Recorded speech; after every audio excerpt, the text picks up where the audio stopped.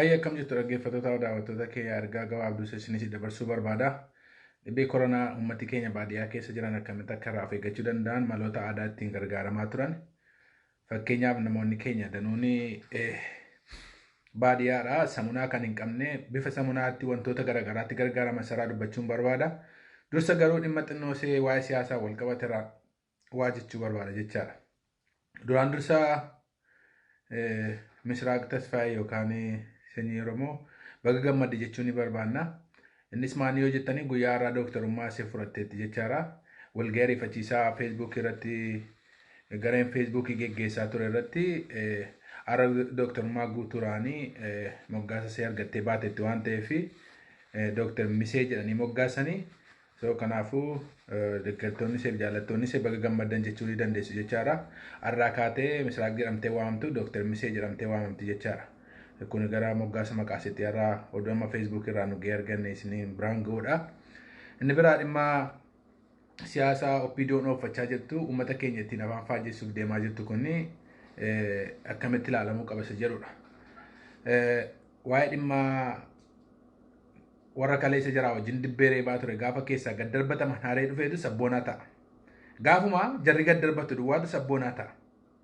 Kaleessa keessa taa'ee uummata afaan faajjessaa kaleessa keessa taa'ee harka mirgaa ta'ee fi isaan gargaaraa warra ture hundumtu gaafuma OPDO'n nyaattee alanfattee akka gadaa gattuftutu dhufee sabboonaa Oromoo ta'etu Oromoonni fuudhanii mata duree godhatanii leellisuu jechaadha. Kaleessa eessa turan? Yeroon akka jiru namni kaleessa dogoggoree irra deebi'ee gaafa dhufu simatamu jechuu koo miti. Garuu namni waa tokko beekuun dirqama ta'a. Wanti nuti beekuu qabnu maaloodha? Namni isa kaleessa balleesse tokkotti dhiifama gaafachuu danda'uu qaba. Yeroo darbe yaadatu yoo ta'e maqaa namoota sadii waa'ee koree teeknikaa keessa galanii diraamaa qabsoo Oromoo irratti siyaasa isaa yookaan daba isaan hojjetaniif dhiifama gaafachuu qabu jedhee Jaalmarroon gadi ba'ee dubbatee ture. Obbo Baqqalaadhaa, Jawaar Mahammadii fi Lammaa Magarsaa jedhee maqaa adda baasee haaseera jechaadha. Dogoggora godhaniif uummata Oromoo dhiifama gaafachuu qabu jedheeti. Hamma irraatti dhiifama gaafanne jarri kun jechaadha. Amma waa'ee jaraa haasa'u mitan. Maal jechuun barbaade? Arras warroonni gaafa OPDO'n itti nyaattee alanfattee akka barbaade gootee gaafa ishee dhiibdee gadi baatu isa kaleessa godhaniif utuu dhiifaman gaafatin har'a kallattii maan dhufanii keessa laaqatu jechaadha. Akka seera adda bilisummaa Oromoo tokkotti fakkeenyaaf miseensa adda bilisummaa Oromoo ta'ee utuu hin jiru yoo miseensummaa koo dhiisee gallakkisee sokkee yoon immoo deebi'uu barbaade har'a fuudhee adda bilisummaa Oromoo fuudhee miseensummaa kaleessa harkaa mulqara naaf hin deebisu. Har'a maal na godhaa? Ulaagaa qaba. Kaadhimmaa godhaa jechaadha. Kun amma akka kiristaanaatti yoo ilaaltan namni tokko har'a gara biyya lafaarra gara gooftaa gaafa dhufuu jechaadha. Har'uma dhufee miseensa waldaa ta'e tajaajilatti hin bahu. Barumsa fayyinaa jedhamu jira. Barumsa garaagaraa fudhatee ka'eetu gara miseensummaatti dabalame miseensummaa booddee gara tajaajilaatti dhufaa jechaadha. Kan ta'uu qabu qabsoo Oromoo keessattis warri kaleessa diina bira dhaabbachaa turan har'uma gaafa seen alanfattee gattu sababa isaan Oromoof dubbataniif sababa isaan qabsoo Oromootiif kana godhaniifitu ari'ataman jettanii wanti fuutanii dibbee rukutan tokko hin jiru. Isin warra akka gootanii leellistan kun warra billaa qara lamaati jechaadha. Yookaan amala gaararummaa warra qabdan. Gaararraan maal? Yoo huccuu waraanaa kan uffadhee bira dhaqe na fakkaate jechaadha. Yoo kabraa uffatee bira dhaqe sana fakkaate jechaadha. Isin carraa argattanitti kan dhufee ol booleellisuudhaaf yookaan abaluu dibbee rukutu jennaan dibbee rukutuudhaaf deemtu jechaadha. Kun ta'uu hin qabu. Qabsoo Oromoo keessatti dogoggora godhanii taanaan dogoggora kaleessa godhanii dhiifama gaafatanii gara qabsoo Oromootti makamuu danda'uu qabu. Eenyuyyuu maal ta'e. Kanaan ala garuu kaleessa warra diina Oromoo ta'e tumsaa ba'anii har'a gaafa jarri alanfattee gad darbattu dhufanii wanti isaan irratti sabboonummaa isaanii irratti leellisu tokko hin jiru. Maaf jennaan dogoggora kaleessaaf dhiifama gaafanne namni kun.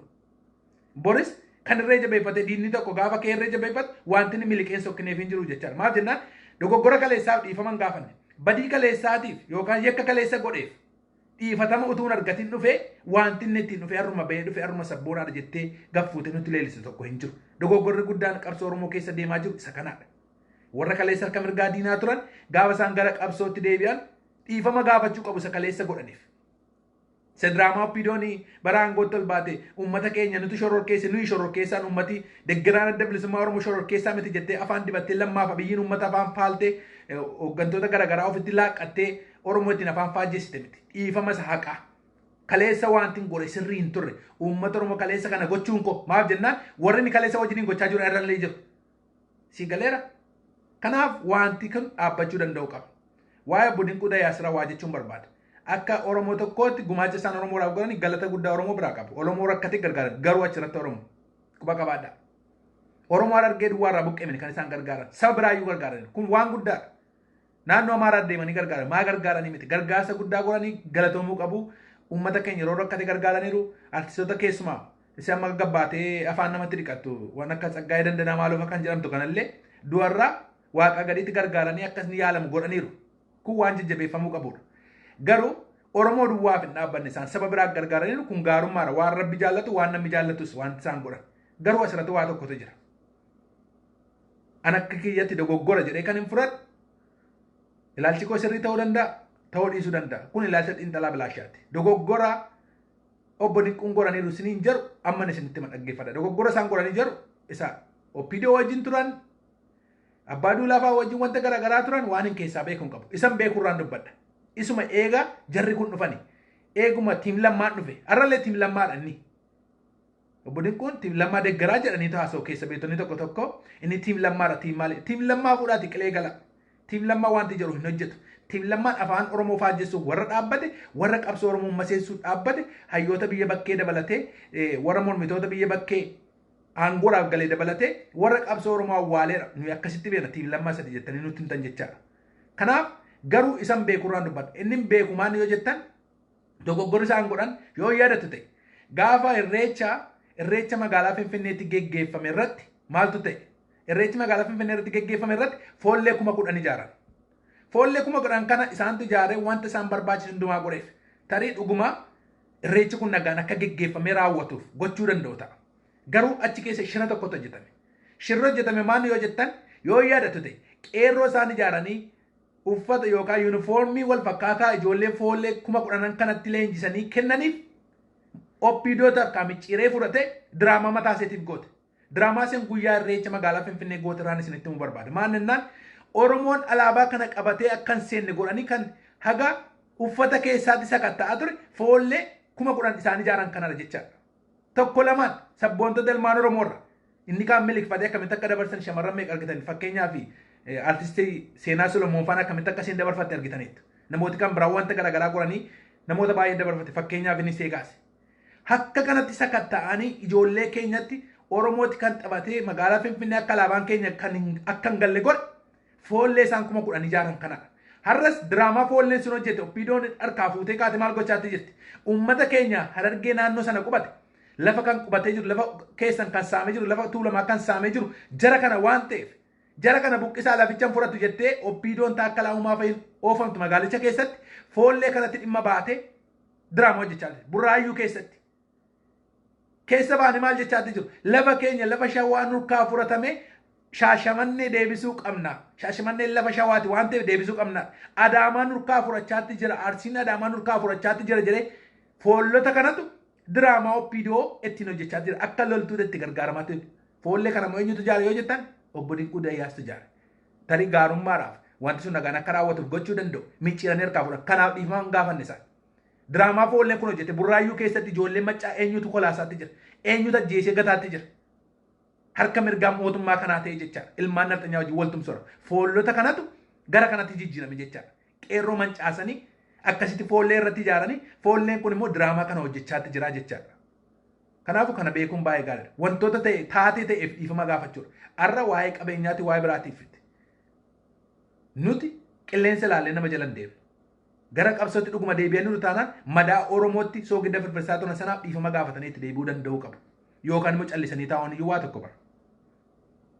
An akka sababan godheefitu hin taane kaleessa taatee godhan yookaan dogoggora godhame tokkoof dhiifama gaafachuu danda'uu qaba eenyuyyuu. Hamma sun hin taanetti garuu diraamaa isaa afaaniin gochaa dalagaa waan bira afaaniin waan biraa jiran kun nama hin deemsisu fagoo nama hin deemsisu argineera waggaa 2 keessatti. Nutu miila muraa ture, nutu qeensa buqqisaa ture, nutu dhiira akka wal gudeetu gochaa ture jettee Abiyyiin achi baatee xibaartee kaate har'a moo maal gochaa jirti? Har'a qeensa buqqisaan jiru, har'a mana hidhaatti Oromoo ugguraan jiru. Afaaniin jedheera bara, afaaniin dhiifama gaafateera, yakka san hundumaa ofitti fudhateera. Dubbiin isa kana miti. Taatee sanaaf uummati dhiifama gochuufii qaba. Uummata isaa keessatti gad deebi'ee gaafachuu danda'uu qaba. Uummati dhuguma dhiifama sii godheera jedhee garaa qulqulluudhaan isa shiran qabne jechaadha. Akkas ta'uu danda'uu qaba. Kanaaf inni kabiraan nama eenyu goshuuti abbaa ililii hoteela abbaa ililii kana amma birri miliyoona 10 kenneef maaliif mootummaatu biyya bushaa jira dirqama waan ta'eef kennuufi danda'a hin dhageenya garuu waan isin dhuban tarii warri dhageessan na sirreessuu dandeessu abbaan namni hoteela ililii qabu kun obbo Goshuu eenyu jedhamu qabeenyi isaanii birri miliyoona 2 ol ta'u naannoo Amaaraa keessatti gubachuu isaa dhageera konistiraakshini waan garagaraa hojjechuun warra daandii hojjetu ta'u waan akkasii jalaa gubaniiru faannoon naannoo Amaaraa jalaa gubaniiru yeroon akka jedhu waa'ee qabeenya isaanii gubatee irraa dubbachuuf miti garuu akka obbo Dinquu Dayyaasitti nama kana maqaa isaanii dhaga'een beekon Oromoodhaaf Oromoo buqqeef Oromoo Harargeerraa buqqeessa ta'u Benishaangul Gumuz irraa buqqeefisa ta'u miidhama Oromootiif tariigaa afaan yookaan mataa gadi qabatanii hojjetu ta'ee hin beeku hin dhageenye isaanii waa godhe har'a garuu kan hin dhagaatti jiru birri miliyoonii 10 ol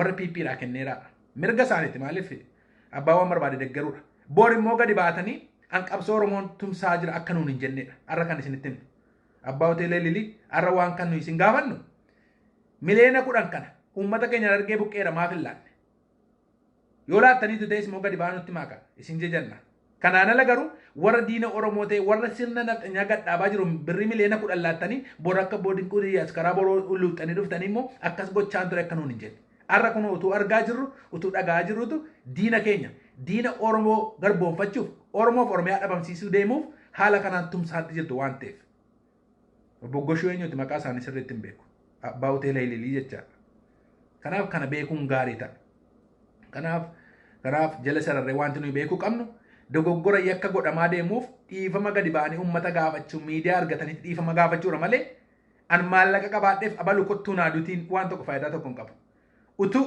dhugaa walitti muuf yoo ta'e utuu feesbuukii irratti wal ijaaru yookaan garee feesbuukii aangoo waliin hin kennama ta'e Jawaararra muummicha ministeeraa biyya sanaa ta'a ture akka feesbuukiitiin waliif duuluuf waliif utubuuf utuu ta'e utuu akka sabaatti yookaan akka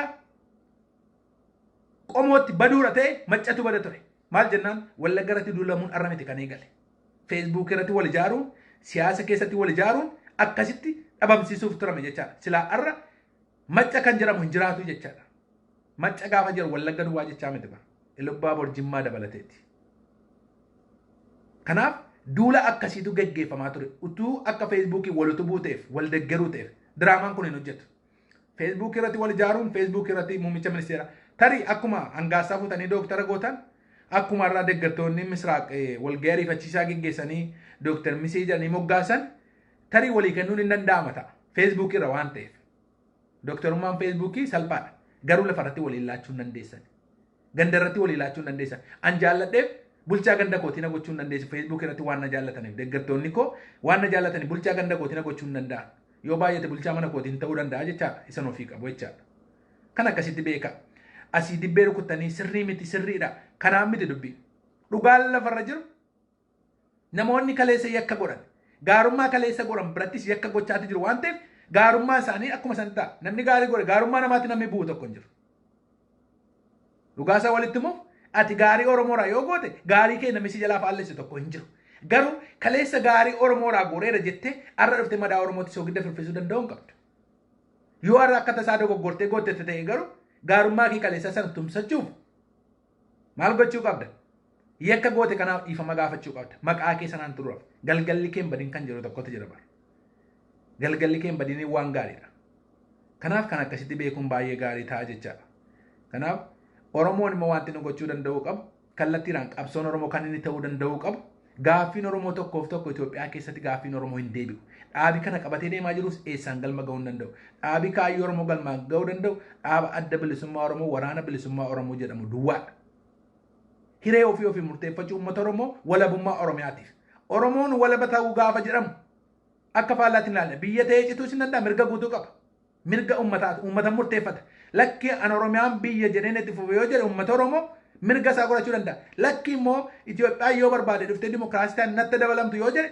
uummata Oromoo murteeffataa jechaadha mee gaaffii tokkoof gaafadha almaan Oromoo har'a Tigireen miliyoona 6 taatu baay'een Itoophiyaa meeqa jedhama miliyoona 100 meeqa jedhama miliyoona 120 jedhama miti miliyoona 100tu Tigiree ishee karachaatti jira maaliif karata waan baay'ina qabaatteefi waan heddumina qabaatteefi miti waan meeshaa hidhattee qabduuf meeshaa guutuu hidhattee waan lafaa qabduufitu sodaatamtee asii achi gaafatamti kottuu nuti dabalame jedhameeti jechaadha. Oromoon isarra kan inni gochuu qabu baay'inaan dhaadachuu miti.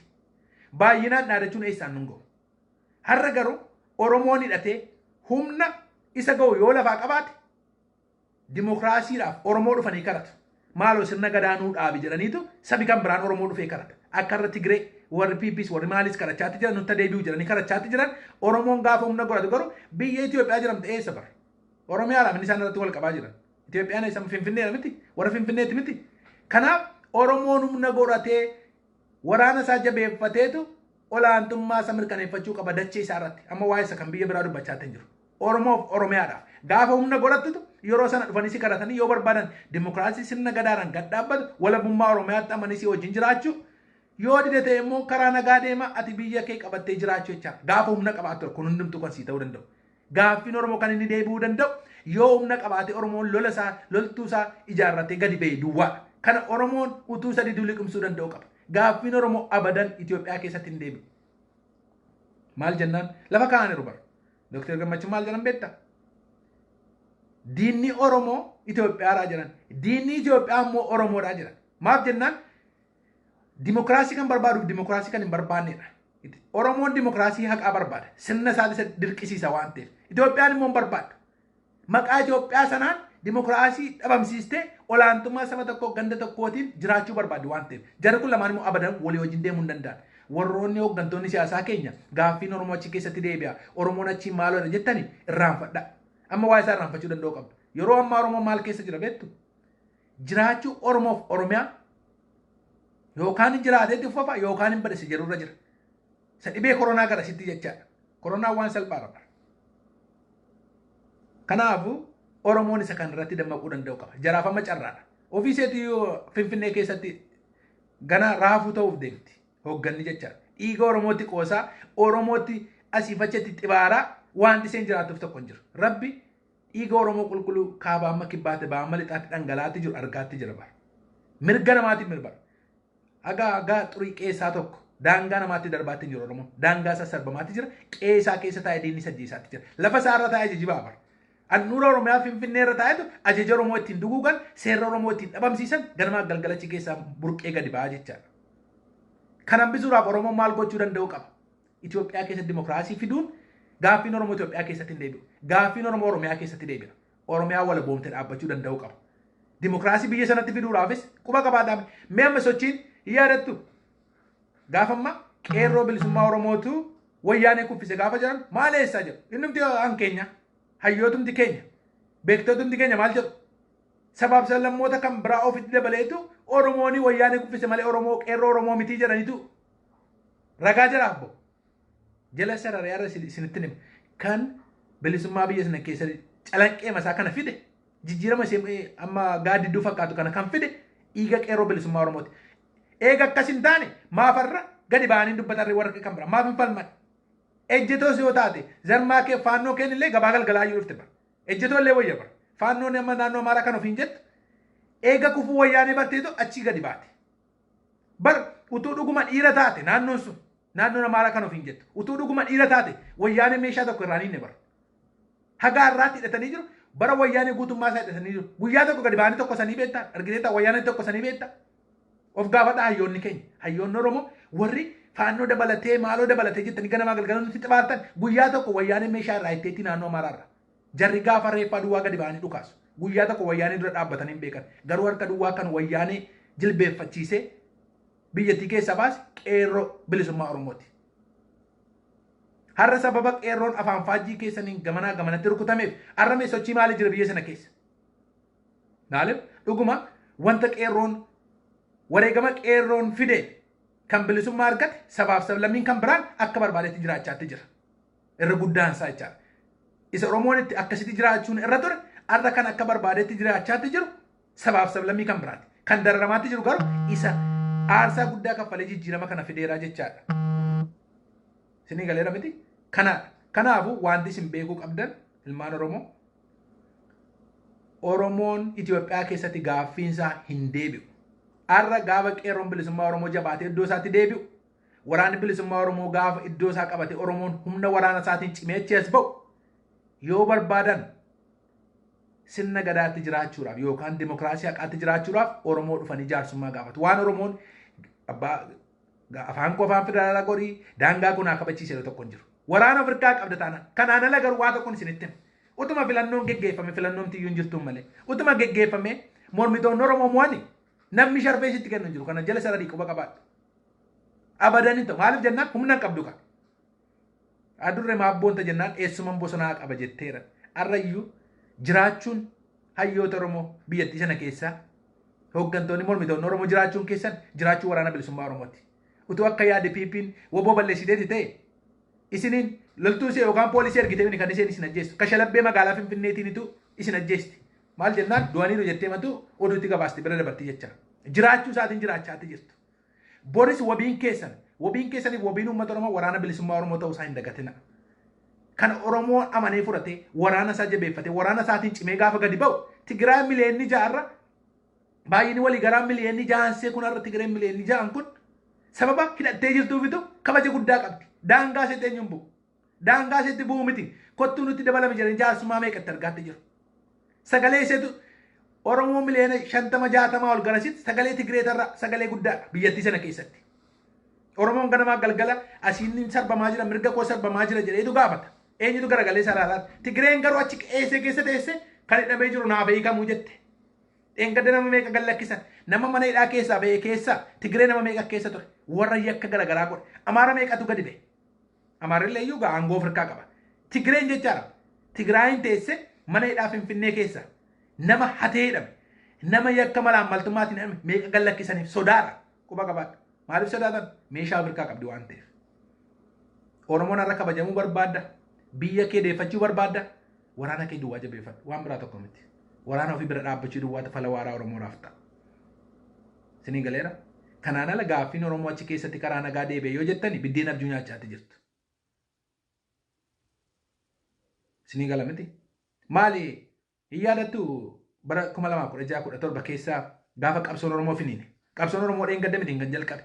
Oromoon biyyattii sana harka isaatti deeffachuu waan ka'eefitu miidiyaan biyya lafaa gabaasutti ka'e. Maaf 2014 hin gabaanne. 2015 maan gabaanne. Yeroo sana dhugaan seene ka'ee bada jedhee mootummaan sunis humna qabuun itti babbaa jira waan ta'eef biyyi lafaa callisii dhaggeeffachaa ture. Maaliif isiin jedhameetta? Yeroo jalqabaatiif abiyyi irratti hiriira kan ba'as DC'tti nuyi baane. Hiriira yeroo jalqabaatiif gaafa ranni maal jedha ministeerri dhimma alaa biyya kana Ameerikaa maal jedha? Wanta mootummaan kun gochaa jiru tokko lamaan beennaa. Hordofaatti jira rakkoon hin jiru deebii isaa isinitti himnaa jiran. Beeku wanta inni gochaa jiru guyyaatti nama meeqa akka ajjeesu tokko lamaan beeku. Gaafa garuu humni kee cimaachee dhufu akkuma 2016 sanatu gadi ba'ee miidiyaan addunyaa si gabaasa yeroo sana maal goonu jedhetu hayyoota kee barbaada. Hayyoota warra aangoo fi gammiti. Warra haqaaf dhaabbatan hooggantoota yeroo sana gadi ba'ee si barbaada. Oromoon meerre jireetu koomunitii ati jirtu dhufeetu balbala kee si rukuteetu si gaafata. Gaafati jabaattee loltoota keetiin cimtee fincilli kee finee gabbo jara dhufee si iyyaafata. Arra marattee iyyuu sirkaan fuudhani bara. Sa'aatii 2-3 siisanii kaanitu waraqata kee sirkaa fuudha. Ol gashuu isaanii iyyuu beeku yookaan tiraashii keessa buusee darba jechaadha sirkaa fuudhee. Beeka waan ta'e wanti inni godhaa jiru wallaalee miti bara. Beeku tokko lamaan. Oromoo daaspooraa jiru galasitti warri biyya bakkeetti keessa jiraatu waan Itoophiyaa keessatti ta'u beeku. Waan abiyyiin gochaa jiru tokko lamaan beeku jechaadha. Kanaaf wanti nuti gochuu qabnu humna keenya jabeeffannee gadi bahuu qabna. Yeroo sanatti sagaleen keessii dhaga'ama. Yeroo sana dhugaan keessii mul'ata. Hamma sana hin taanetti garuu abbaa barbaadeetu dhufee si ajjeessa akkuma taa'aa jiru. Amma immoo garuu kan sitti aggaamamee jiru Oromoof Oromiyaa kan jedhamu dhabamsiisudha. Amma jarri sirni nafxanyaa isa ganaa lafa dhaabbatu miti bara. Ganda keessatti nama isaanii ijaarratanii labsii duwwaadhaaf taa'aa jiru isaan. Seera tumatanii lafaa qabu. Seera mataa isaanii seera ittiin bara abbaa isaanii abaabilee isaanii bara minilik sirna sana lafa gad dhaabbataniiru. Akkuma dur maqaa amantiitiin ganda hundumaatti erganii maqaa bataskaanaan ergatanii karaa sanaan nama bishatan har'a immoo warra afaan Oromoo dubbatan warra eenyummaa isaanii Itoophiyaatti jijjiirratan Oromoo mata'anii. Jarri kunis nafxanyaa jedhamu quba qabaadha. Nafxanyaan walii lama. Tokko kallattii maal warra nafxanyaa matee zariin isaa nafxanyaa ta'edha. Inni kabiraa Oromoo haadhaaf abbaanis Oromoo ta'e. Sirna sana leellise Itoophiyaa leellise taanaan innis nafxanyaa jedhama. Saba kamiin maal ta'e? Kambaataa keessa jira, Walaayittaa keessa jira, Haadiyaa keessa jira, Oromoo keessa jira, Tigree keessa jira, Sumaalee keessa jira. Sirna sana kan leellise hundumtuu nafxanyaa jedhama jechaadha. Amma maali warra afaan Oromoo dubbatu qe'ee Oromoo keessa caffee Oromiyaa guutummaa guutuutti dhuunfataniiru qe'ee Oromoo keessa ganda Oromoo keessa kaa'ataniiru. Si galeera kanaanitu gaddeebaatti jiru jarree amma labsiidhaaf taa'atti jiru seera tumatanii lafaa qaba. Seericha hojii rooshachuu duwwaadhaaf deemaatti jiru. Wanti Oromiyaa jedhamu hin jiru. Akkuma isa dur jedhan sana bara isaanii sana isa kifilaagerii jedhanii waammatan maqaan Itoophiyaa tokkummaa waamamta kifilaagerummaa sanatu labsachuudhaaf taa'atti jiru malee fixataniiru isaan. Oromoon maal godha waan kan biraas dibbeeru kunnatti. Maal kunoo milkeessaa miidhagaa gadariyaa waan inni sabboonaa ta'eef. Dinquu Dayyaasiin gad darbatan waan inni deeggaruu dideef. Dinquu Dayyaas mata duree nuu ta'uu hin qabu. Obbo Dinquu Dayyaas gumaacha godheef galata qaba. Milkeessaa miidhagaa moo harka jiifatee Finfinnee gurguraa ture lafa Oromiyaa. Sittin hima irra deebi'arras. Milkeessaa miidhagaa natti miliyoonaan jette jalqabee isarra ture. Itti gaafatamaa dargaggoof ispoortii Oromiyaa ture. Maal gochaa ture? Qeerroo kan mancaase keessaa tokko isa. Aamboo irratti ramadame. Diinii Yuunivarsiitii Aamboo wajjin waliin ta'uudhaan bulchiinsa magaalaa wajjin waliin ta'uudhaan jalqaba Aamboo irratti Aamboo Niiyoorkii goona gaafa jiran inni yeroo sana achirra ture bara. Waajjirri isaa Finfinnee ture inni garuu kan inni jiraachaa ture eessa ture? Aamboo irratti diraamaa hojjechaa ture. Lixa Shawaa sana ittiin to'achuudhaaf walgahii garaagaraa geggeessee qeerroo akkasitti mancaasa ture dargaggoof ispoortiidhaan qabatee jechaadha. Sana booddee immoo maalitti darbe? Diraamaan hojjechaa turen sitti hima. Dargaggoof ispoortii irraa kaasanii immoo pirezidaantii Yuunivarsiitii naannoo Oromiyaa keessaa irra godhan. Maaliif pirezidaantota Yuunivarsiitii irra jiran hundumaa hafuura piippii sana akka inni waga'uuf hafuura piippii sana akka inni obaasuufitu aangoo kan itti kennanii Yuunivarsiitii hundumaa irra deemee kaabineef kaadiree warra piippii ta'an warra oppiidoo ta'an duwwaa irratti ramadee bakka bu'aasaa achi kaa'aafii ture mootummaa kanaaf. Isa booddee maalitti fidan? Itti gaafatamaa bulchiinsa lafaaf maaloo Oromiyaatti fidan. Lafa harka jiifatee kaleessa taakka lamaa wajjin gurguraa ture. Sobee maal jedha gaafa faayidaa irratti walitti bu'an madaa Oromooti gaa kan isaan nutti agarsiisan miti silas afaan sabboonuma kunoo naannoo Amaaraa Finfinnee hojii walitti fullaasaa jiru mandara maaloo jiranii immoo gaafataniiru kunoo walitti baasaatti jiru jedhee gaaf tokko gabba'ee dubbate. Akkasumas qorannoo isaa dooktarummaa isaa gaafa argate qorannoo isaas waa'ee Finfinnee irratti hojjete. Eega waa'ee Finfinnee irratti hojjete gaafa aangoo qabaate maaf gadi ba'ee duran dhaabbanne. Gaafa gad darbatamutu hoogganaa ta'e yookaan itti gaafatamaa ta'e sitti mul'ataa jechaadha. Diraamaa akkasiis irratti hojjechaa ture. Qeerroo kan mancaases Yuunivarsiitii Oromiyaa keessatti quba qabaadha ilmaan Oromoo. Boba'aan qabsoo Oromoo Yuunivarsiitii Oromiyaati.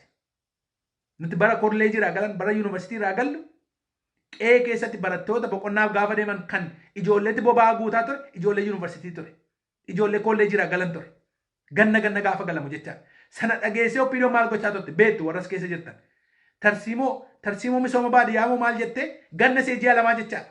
Durgoo itti baaseetu akka maaliif warra Yuunivarsiitii irraa dhufutu barattoota sadarkaa tokkoffaa maaliif tola ooltummaa godhu. Barumsa barsiisaa siyaasa barsiisu jechuudha. Barumsa jajjabeessuu barsiisu. Fakkeenyaaf herregatti dadhabooraa, ingiliffatii dadhabooraa, wanneen akkasii gargaaraa ijoollee sadarkaa tokkoffaa sadarkaa lammaffaa irra jiran barattoota Yuunivarsiitii barattoota kolleejii irraa galantu kana gochaa ture. Warri kana gochaa turtan beektu. Isa kana maseensuudhaaf oppiidoon maal goote? Tarsiimoo misooma baadiyyaa jettee mana sanbateetti walitti nama qabaatutti achi keessatti barachaa ture nuti. Gaaffiidhaan mataa naannessaa ture. Beektu hundumti keessatti diraamaa isaan hojjechaa ba'anii jechaadha. Isa kana karaa hambisuuf inni kun maal godhe? Dhaqee pirezidaantota hundumaa, warra diinii hundumaa, pirezidaantii barattootaa hundumaa, warra ilaalcha PP qaban hunduma isaanii achirra kaawwatee jechaadha. Haala kanaanitu uummata Oromoo afaan faajjessaa nama beetu arrammoo sabboonaa goote nutti mu barbaada jechaadha. Of eeggadha keessuma ijoolleen Facebook yeroo jettan warri sabaaf quuqama sabaa qabdan keessuma deeggartoonni adda bilisummaa Oromoo irraa of qusadha wanta akkasii kanarra. Deeggartoonni PP aleellisan diintaa keenya miti. Amma tokko maal jira Facebook irra taa'e oduu miliqee ba'ee jira. Lammaa Magarsaa labsii muddamaa akka koof dura dhaabbate warri PP didanii mirkaneessan jira. Arrallee Lammaa Magarsaa keessaa luqqiseetu nutti agarsiisuu barbaada. Caffee Oromiyaa keessatti walgahii ta'e irratti Lammaa Magarsaan argamne mormii isaati teessuma duwwaa nutti agarsiisa. Oduu miliqee ba'ee jirani. Iseen miliqee ba'ee jettus milixee isee biyya bakkeetti hafteedha. Deeggartuu PP'ti jechaadha. Amma Oromoon PP keessaa nama tokko hin qabu. Deeggaraan PP miseensi PP hundisaa diina Oromooti yeroo ammaa kana kan nuyi lafaa qabnu. Miliqee ba'ee wanti jedhu tokko hin jiru. Barri miliqee ba'ee darbeera.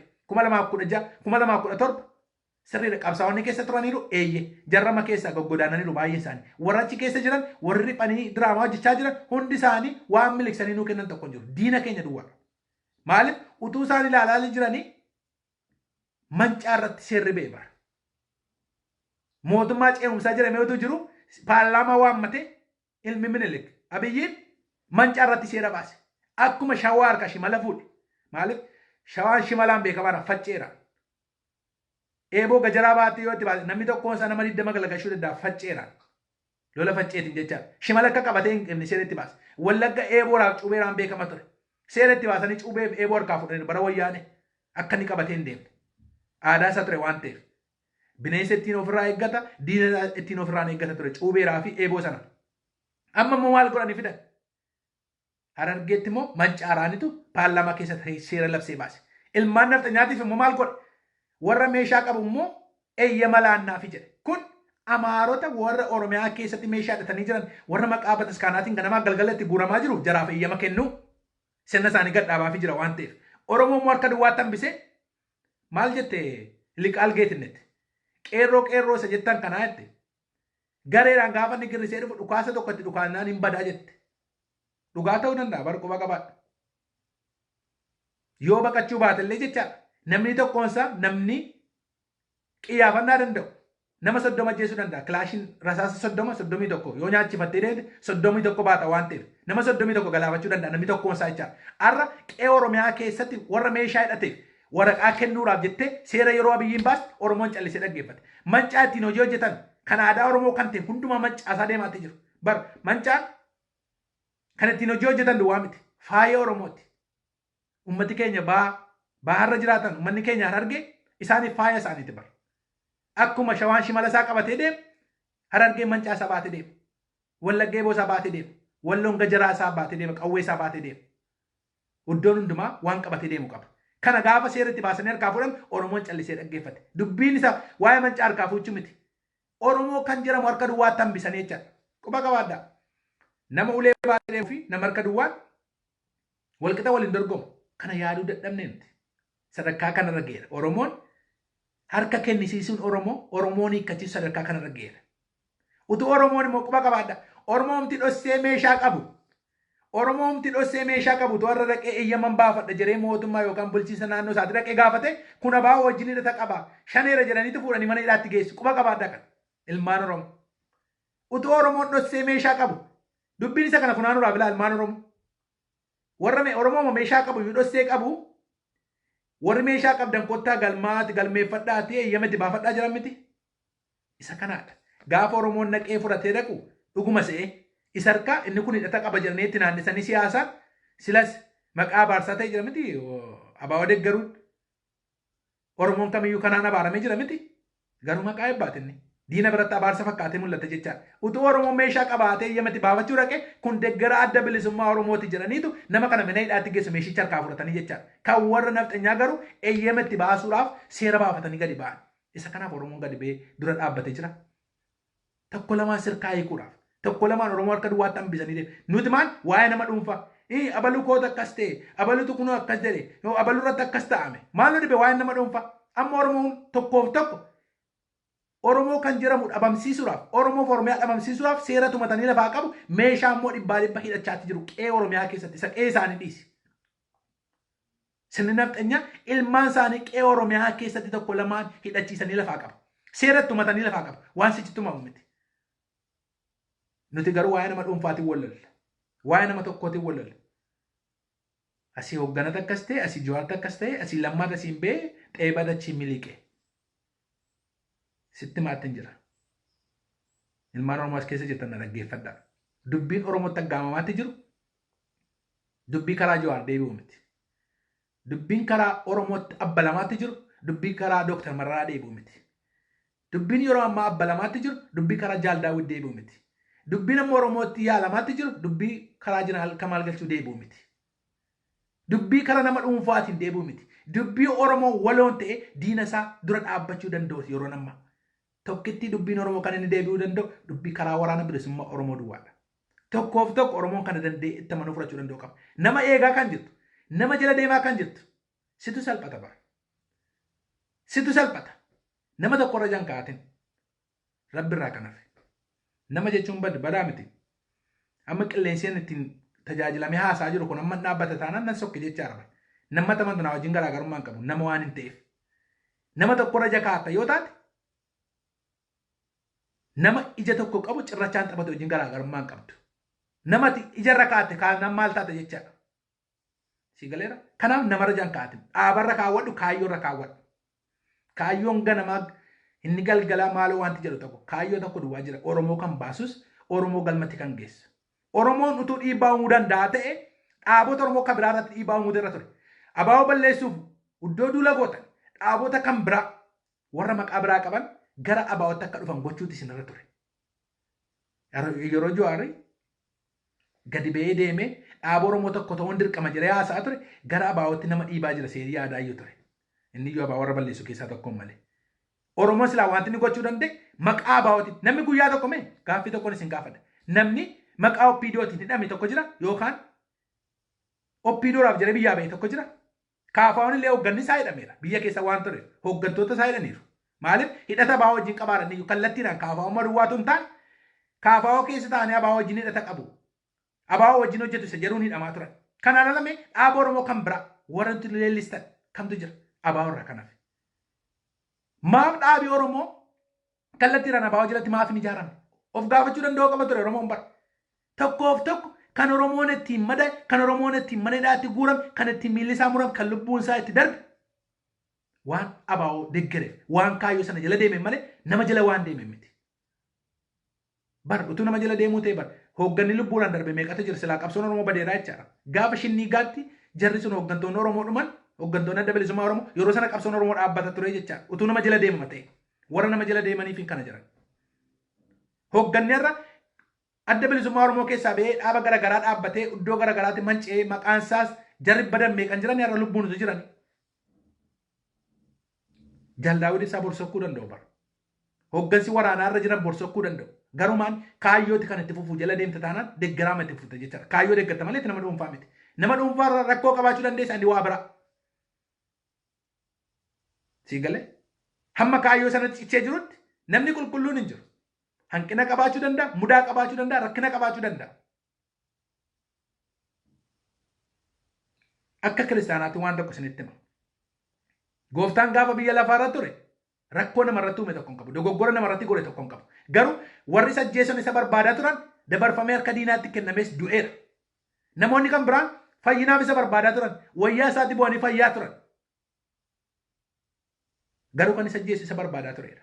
Utuma inni foon uffatee gadi bu'ee jiru iyyuu jechaadha. Kanaaf karaa kanaan ilaaluu danda'uu qabdu. Inni waaqa jedhamu iyyuu akkasitti namni isa adamsaa ture ajjeesaa turan ajjeesaniirus. Ajjeesuu barbaadaa turan waan ta'eef. Kanaaf hoogganni immoo nama waan ta'eef dogoggoruu danda'a. Garuu kanatti ilaaltu dogoggora isaa sana miti. Dhugaa inni qabatee deemaa ilaaluu danda'uu qabdati. Kaayyoon isaa maali? Kaayyoon irra jiru maalirra jettee ilaaluudha malee hanqina isaa miti. Nama qulqulluu nama mudaa hin qabne achira kaayyoo jette abadan argachuu hin dandeessu yoomillee. Yoomillee nama qulqulluu argachuu hin dandeessu. Hanqina tokko ni qabaata. Haadhi manaa fi abbaan manaa mana tokko keessa kan walii wajjin jiraatan mudaa garaagaraa qaba. Abbaan manaa hanqina qaba, haadhi manaa hanqina qabdi. Garuu maali? Walii danda'anii walii wajjin jiraatu jechaadha. Ati sarara hoogganni kee rakkoo garaagaraa yoo qabaate tumsitee wajjin deemuu danda'uu qabda. Maaliif kaayyoo harkaa qabda malee nama sana miti jechaadha. Namni sun bor yoo du'e ati kaayyoo makee duukaa itti fufta jechaadha. Yoo irraa ganee sokki ati kaayyoo kee wajjin itti fufta jechaadha. Kanaaf Oromoo kan isa baasu gabaabamatti wanti jechuu barbaadu Oromoo kan isa baasu waraana isaa bira dhaabbatee humna isaan cimee gadi ba'ee Oromoof Oromiyaa baraaruu danda'uu qaba. Yeroo ammaa aggaamiin Oromoo irra jiru kana. Dimookiraasii haqaa fiduudhaafis Oromiyaa walaboomte ijaarrachuu danda'uu qaba. Yeroo sana abbaan barbaade dhufee Oromoo kanachuu qaba bara. Kanaan ala garuu baay'inni keenya qileetti nu geessaatti jira. Oromoon baay'eeratu jettu. Oromoo miliyoona 60 otoo ofiin jennu miliyoonni 6 arra miila tokkoon dhaabaa jetti mootummaa sana dura dhaabbatte. Maaf jennaan qawwee Afrikaa qabdiif. Ati harka duwwaa waan taateefitu si dura dhaabbachaa. Silaa ammas Oromootti waan hin jala sararreemu. Utuu waraanumti sun iyyuu hin jiru ta'e keessumaa warri Finfinnee keessa jirtan guyyaa saafaa keessaa sin baasu. Baay'ee jiranii turan mini bar tokko yaadatta. Yeroo achi lolli jalqaba eegale Oromoon Finfinnee irraa bahuu qabaa jiranii warri naftanyaa. Waan abiyyiin naqee abaawomoo itti fakkaate achi lolli jalqabamnaan asii immoo isaan lafa qulqulleeffachuu jalqabanii jechaadha. Itoophiyaa Oromoo kan ta'e asii bahuu qaba. Qabeenya Oromoo caccabsaan turre mana barumsaa Oromoo baankii Oromoo caccabsaan turre. Guyyaa baankii magaalaa Finfinnee irraa caccabuu eegale abiyyi lola labseera waraana bilisummaa Oromoo balleessuuf mul'ati isaa sila. Utuu waraanni badee kanatu siif jira jechaadha. Hojii isa jalqabanii turan bara. Waan wantichi akka isaan yaadan ta'uu fi deebitu qabbanaa'e malee magaalaa Finfinnee keessa jiraadhu eessas jiraadhu Oromiyaa kutaa kam keessa jiraadhu waan waraanni bosona jiruuf jiraachaatti jirta. Jaallannu jibbinus utuu nu didu furachuu danda'u qabna. Silaa guyyaa saafaa lafa keerraa si ari'u eessa deemta? Diidan deemtu. Itoophiyaan muftee maqaa kee jijjiirrattee Kamaalirraa gara Abbabaatti yookaan Caalaarraa gara Kabbadeetti jijjiirratteetu Itoophiyaa taate alaabaa kee sana baattee isa jarri hidhatan amantii kee sana jijjiirrattee jiraattaa jechaadha. Garbummaa ofirratti afeeraatti jira. Kanaaf dura dhaabbachuu danda'u qabnaan isiniin jechuu barbaada. Gabaabumatti kan Oromoo baasu Itoophiyaa keessatti gaaffiin Oromoon deebi'u. Dhaaba Oromoo kamiyyuu sassaabame kottu waraana bira dhaabbadhu. Waraanni sun jiraachuu isaatiif jiraachaatti jirtu. Wabiin keessan mootummaa sana miti. Wabiin keessan seera biyya sanaa miti. Amma si'a tokko gadi baanee maal jedhu hooggantoonni Oromoo? Wabiin keenya seera biyya kanaati. Utuu seera biyya sanaa jiraate maaliif jedhama miseensi kee? Maaf waajjirri kee cifamu utuu seera hojii irra oole? Seera dabsee kan sitti darbaa jiru mootummicha. Mootummichaan immoo seera naa kabachiisi jettanii gaafattu. Wabiin keessan hin dogoggorina. Waaqaa gaditti wabiin keessan waraana bilisummaa Oromoo woboo duwwaadha. Oromoo kamiifiyyuu hoogganas ta'e Oromoo kamiiniyyuu Oromoodha kan ofiin jedhu kamiifiyyuu wabiin kee waraana bilisummaa Oromoo duwwaadha. Isa takka diinaatti ilaaltu, isa akka shiftaatti ilaaltu. Kun garbummaadha. Oromoon jaallatee diinan jenneen woboodhaan. Oromoon jaallatee shiftaaran jenneen. Shiftummaa kana dargiin jechaanii beeran. Warri bira sirriitti beekan. Mootummaan dhufaa darbaa jechaa ture. Garuu garbummaa wanti inni nama taasisne hin jiru. Mucaa keeti mucaa koo miti jechuu dandeessa. Kana jalaa ba'uuf arra jiraanneetti fufu Oromoof Oromiyaatti fufsiisuuf humnaan jabaannee gadi ba'uu qabna. Gaaffiin Oromoo Itoophiyaa keessatti hin deebi'u abadan. Kana itti didaa fudhadhaa Oromoo. Gaaffiin Oromoo Itoophiyaa keessatti hin deebi'u. Gaaffiin Oromoo Oromoodhaan deebi'a. Waraana bilisummaa Oromootiin deebi'a. Gaafate waraana keetiin cimsattee Oromoon dhufee lakkii kun Oromiyaan kan kooti jedhee uummati isaa hiree mataa isaatii gaafa murteeffatu sabi kan biraa yoo barbaade sirna gadaatti deebi'ee dimokiraasii haqaa jechaadha. Federaalizimiin ni jiran sirna gadaa keessa jira. Isatti deebi'ee dhufe yaa Oromo si wajjin jiraachuu barbaada. Dimokiraasii haqaa dhaabbanne waliin biyya kana maqaa raayyuu moggaafannee jedha. Maqaa raayyuu moggaafannee biyyattii kanaaf maqaa raa moggaafannee itti fufuu danda'a. Waan Oromoon jedhetti buluu danda'a. Maaliif jennaan lafa Itoophiyaa jedhamtee baannatamtu kan walakkaa ol lafa Oromooti waan ta'eef. Kanaan akkuma arra jarri kun gad deebi'anii argitan miti warra dheengadee mana dhaaraabee OMN irratti maal jedhe goobanaa daanceedhaa gootii kee jedhanii itti maatti jiru. Isa diina Oromoon diina jedhee itti walii galee bar nu biratti arrabsoodha. Ilma goobanaati siin jedhamnaan arrabsoo guddaadha bar.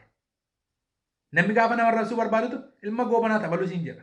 Ati ilma goobanaa jedhamnaan abaaramteetta jechaadha. Nu biratti arrabsoodha. Oromoon hunduutu kan ittiin walii gal gantuu fi hattuu namni kun Oromoo kan dabarsee diina garbummaatti kenne ta'uu isaatu beeka. Arra garuu sinni isaanii maal? Isaaniif sinna nafxa nyaatu waan ta'eef. Isaaniif inni abbaa haqaati. Isaaniif maal inni dhugaadha. Isaaniif maal inni goota. Siidaan dhaabbachuu qabaatti. Warra garaa bitan hin ilaalina. Warra maqaa tuulamaa jala gubattee diraamaa hojjettu dhiisa. Jarri tuulamas bakka hin bu'an. Jarri garaa isaaniif qarshii isaanii bakka bu'u. Biyya keessas biyya alas warri wal ijaaranii jiran Oromoo tuulamaa bakka bu'anii jiran. Tuulama bar kan lafa isaa dhabe bar. Finfinneen lafa tuulamaati bar. Oromoo tuulamaati irraa buqqee bar. Isa Oromoon tuulamaa irraa buqqee sana dhiisanii Harargee dhufee naannoo sana qubatee jiru irraa kaasaa jettee foollee ijaarrattee ta'e oppiidoon kan isin diraamaa irratti hojjechaatti jirtu. Uummata keenya Oromoof Oromoo wal nyaachisanii sirna goobanaa gad deebi'uu isaa kan isin bartan arra ijoollee tuulamaati warra ofiin jedhanii ilmaan goobanaa of ijaaran tuulama miti laa jarri quba qabaadda. Maqaa tuulamaa gubatanii.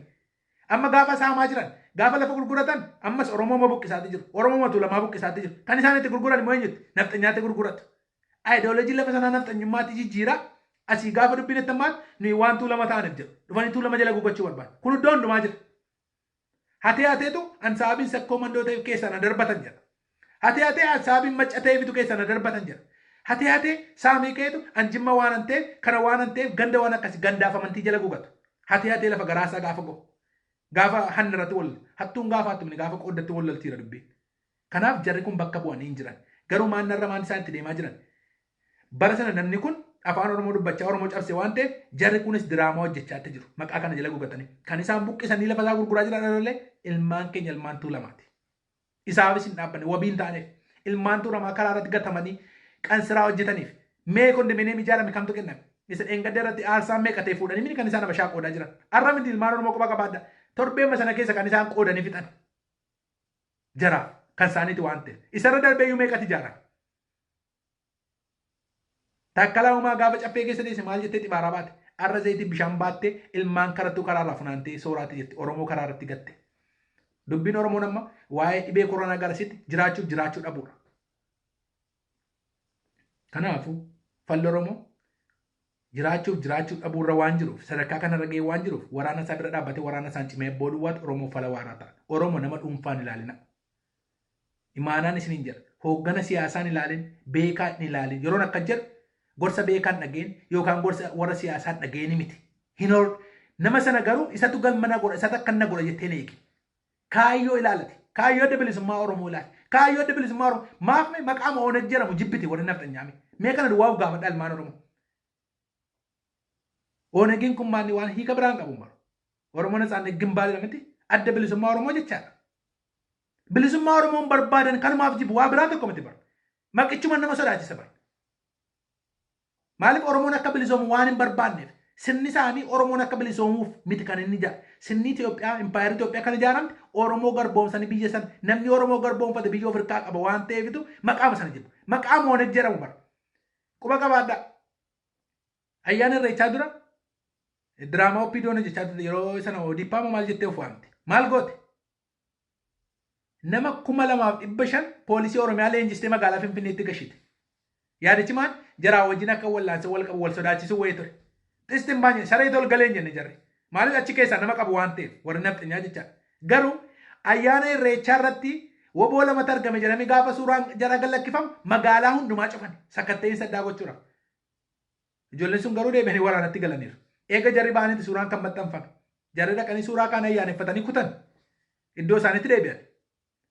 Magaalaatu jeeqame nama lamaaf la loltuu waraana bilisummaa Oromootiif. Maaliif siyaasa isaan beekan, amala isaan beekan, lola isaan beekan.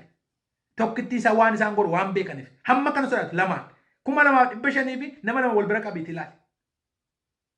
Hamma kana kabaja qaba jechaadha waraana bilisummaa Oromoo. Maaliif jennaan dhugaa Oromootiif dhaabbate waan ta'eef. Dhugaa ammoo baay'ee sodaatu. Kun jaarraa abbaa gadaa jedhedha bara. Jaarraa abbaa gadaa maal jedhani? Jarri kun biyya dimokiraasofte keessa waggaa meeqallee jiraatan akkasitti yaadanii jedhani. Warra bashaatiin jedhani bara.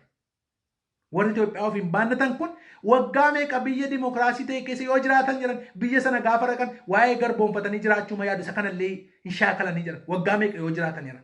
Ameerikaa jiraatu Awurooppaa jiraatu.